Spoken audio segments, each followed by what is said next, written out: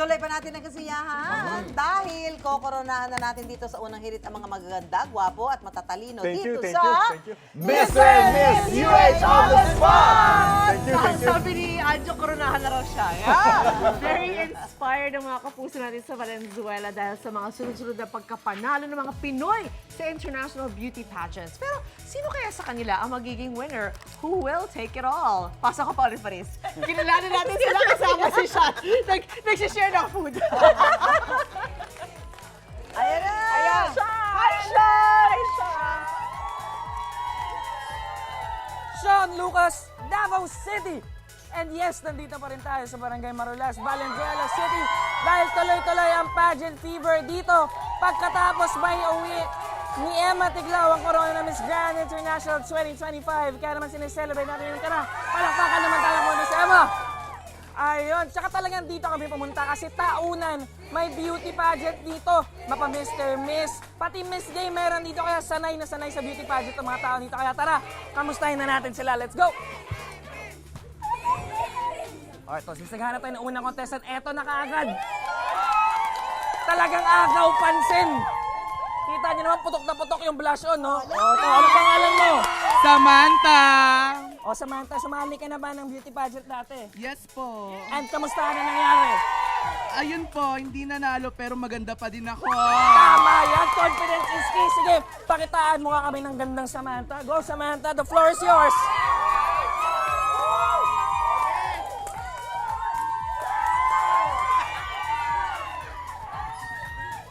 Naniniwala ako sa kasabihang noon at ngayon.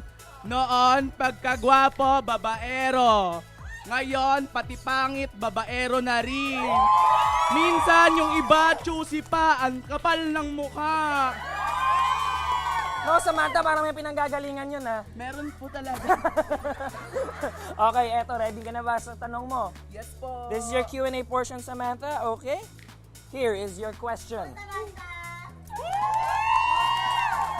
Kung ikaw ang tatanungin, paano mo susolusyonan ang pagbaha? Again, kung ikaw ang tatanungin, paano mo susolusyonan ang pagbaha? Go!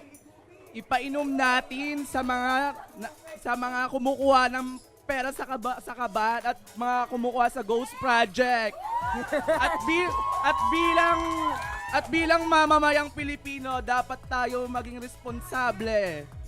Magtapon tayo ng mga basura sa tamang tapunan upang maligtas ang kalikasan. Thank you! Thank you, Samantha! At dahil dyan, kongoronahan na kita dahil dahil napakaganda ng sagot mo. Si dito, walang talo. And syempre, meron ka bang 1,000 pesos? Uy! Magsayang, Samantha, nako!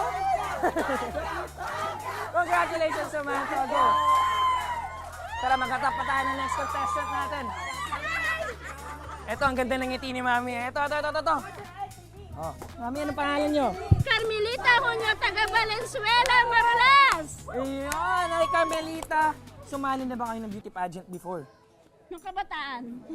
Nako, pero it's never too late na bumalik doon. Nako, oras mo na. Go! Nay Carmelita. Pak!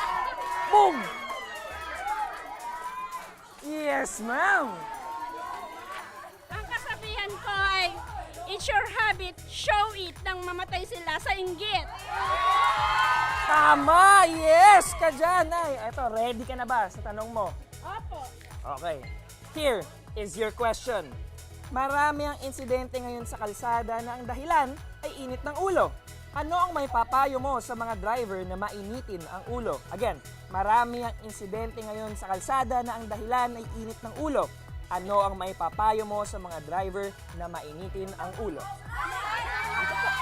Paano natin si driver sa kwentuhan nang malibang siya at nang hindi uminit ang kanyang ulo? Wow! Grabe, ganyan din po ba kayo sa asawa nyo? Ganyan din po ba kayo sa asawa nyo?